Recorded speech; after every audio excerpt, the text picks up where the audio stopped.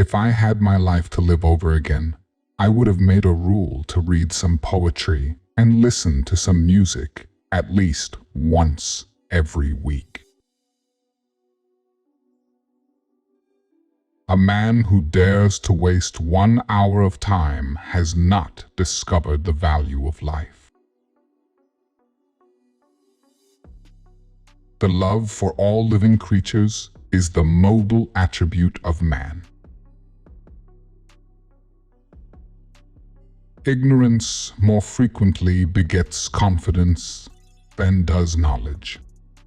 It is those who know little, not those who know much, who so positively assert that this or that problem will never be solved by science. If the misery of the poor be caused not by the laws of nature, but by our institutions, great is our sin. I am not apt to follow blindly the lead of other men. The mystery of the beginning of all things is insoluble by us, and I, for one, must be content to remain an agnostic. The highest possible stage in moral culture is when we recognize that we ought to control our thoughts. An American monkey, after getting drunk on brandy, would never touch it again, and thus is much wiser than most men. We stopped looking for monsters under our bed when we realized that they were inside us. Intelligence is based on how efficient a species became at doing the things they need to survive. Blushing is the most peculiar and most human of all expressions.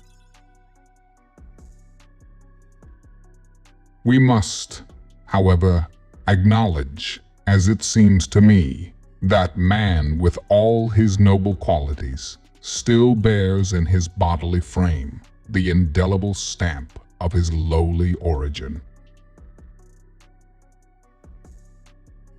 One general law, leading to the advancement of all organic beings, namely, multiply, vary, let the strongest live and the weakest die. Besides love and sympathy, animals exhibit other qualities connected with the social instincts, which in us would be called moral. In the long history of humankind, and animal kind, too, those who learn to collaborate and improvise most effectively have prevailed. Nothing is easier than to admit in words the truth of the universal struggle for life, or more difficult, at least I have found it so, than constantly to bear this conclusion in mind. Great is the power of steady misrepresentation. Man selects only for his own good, nature only for that of the being which she tends. For the shield may be as important for victory as the sword or spear. It is not the strongest of the species that survives, nor the most intelligent that survives. It is the one that is the most adaptable to change. It is always advisable to perceive clearly our ignorance.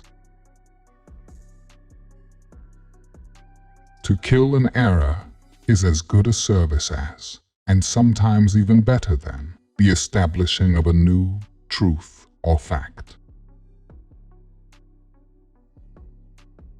there is no fundamental difference between man and animals in their ability to feel pleasure and pain, happiness and misery. Natural selection almost inevitably causes much extinction of the less improved forms of life and induces what I have called divergence of character. The very essence of instinct is that it's followed independently of reason. A scientific man ought to have no wishes, no affections, a mere heart of stone. The complete absence of sex always leads to an increase in creative activity. A fair result can be obtained only by fully stating and balancing the facts and arguments on both sides of each question.